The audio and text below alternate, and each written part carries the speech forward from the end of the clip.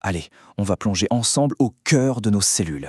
On va explorer un des processus les plus incroyables et les plus essentiels à la vie. C'est un mécanisme qui se produit en nous, là, maintenant, à chaque instant. Et franchement, sans lui, la vie telle qu'on la connaît n'existerait tout simplement pas. On s'est déjà tous posé la question, non? Comment une petite coupure sur la peau finit par cicatriser? Ou, plus fou encore, comment un tout petit bébé devient un adulte? Eh bien, la réponse à tout ça, c'est la même. Un processus extraordinairement bien orchestré, une véritable danse cellulaire qui se joue des milliards de fois chaque seconde dans notre corps. Et ce processus, il a un nom, la mitose. Alors, pour faire simple, c'est un peu la photocopieuse parfaite de la nature.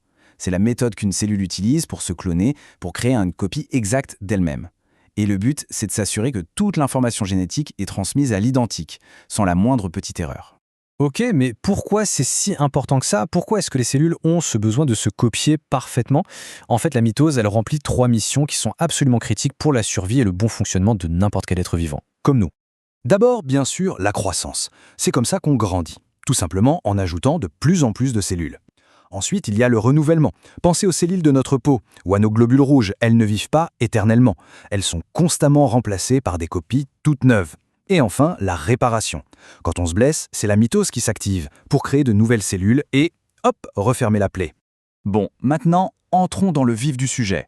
Ce processus, ce n'est pas du tout le chaos, bien au contraire. C'est une chorégraphie hyper précise, divisée en 4 grandes phases pour que la division se passe sans accroc. C'est vraiment le cœur de la mission de la cellule. Tout commence avec la prophase. On peut voir ça comme la phase de préparation. Imaginez que l'ADN, notre information génétique, c'est une immense pelote de fils toute fine et emmêlée. Eh bien, pendant la prophase, ce fil va s'enrouler sur lui-même, se compacter à l'extrême pour former des bâtonnets bien visibles, les fameux chromosomes. Et en même temps, la boîte qui les protège, le noyau, commence à disparaître pour leur laisser le champ libre. Après ça, on passe à la métaphase. Et là, regardez-moi cet alignement parfait. C'est impressionnant. Tous les chromosomes, qui sont en fait des paires de copies identiques, viennent se ranger pile au milieu de la cellule sur une ligne imaginaire. C'est une étape de vérification super importante, un peu comme des soldats qui se mettent en rang avant l'assaut. Tout doit être parfaitement en place pour ce qui va suivre. Et c'est parti pour l'action. C'est l'anaphase. Là, le signal est donné. Les 2 copies de chaque chromosome, qu'on appelle les chromatides, sont séparées et tirées brutalement dans des directions opposées. C'est un moment super dynamique, on voit la cellule qui s'étire, c'est un véritable tir à la corde génétique. Chaque moitié du matériel génétique est tractée vers un bout de la cellule. C'est vraiment la séparation décisive. Et enfin, on arrive à la télophase. Une fois que les 2 paquets de chromosomes sont bien arrivés à chaque poule, la cellule commence à se réorganiser. 2 nouvelles boîtes, 2 nouveaux noyaux se reforment autour de chaque groupe. La cellule a maintenant 2 centres de commande prêts à fonctionner. Mais attention, le voyage n'est pas tout à fait terminé. C'est vrai, les 2 jeux de chromosomes sont bien séparés, chacun dans leur coin, mais on a toujours une seule et grande cellule avec 2 noyaux. Il manque la toute dernière étape, la coupure finale. Et cette étape, elle s'appelle la cytokinèse. C'est le moment où la cellule commence à s'étrangler en son milieu, à se pincer de plus en plus fort, jusqu'à ce qu'elle se coupe littéralement en 2.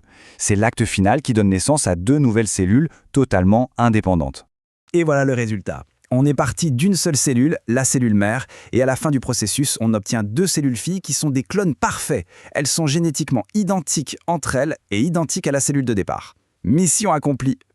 Alors si on devait retenir une seule chose, un seul principe fondamental de tout ce balai cellulaire, quelle serait la règle d'or de la mitose? Le point crucial, le voilà, c'est la conservation du nombre de chromosomes. C'est simple. Si la cellule de départ a un certain nombre de chromosomes, qu'on appelle 2N en jargon scientifique, alors chacune des 2 cellules filles qui en sortent aura exactement le même nombre, 2N. C'est ça la garantie de la stabilité. Aucune information n'est perdue, aucune n'est ajoutée. C'est une copie conforme, point final. Et ça nous amène à une dernière réflexion. On l'a vu, la mitose est d'une précision incroyable. Elle est contrôlée par des tonnes de signaux, mais que se passe-t-il si cette mécanique parfaite se dérègle, si la division se met à devenir incontrôlée, anarchique? C'est là qu'on commence à toucher du doigt les conséquences énormes de ce processus, pour le meilleur et parfois pour le pire. Une question qui mérite vraiment qu'on s'y attarde.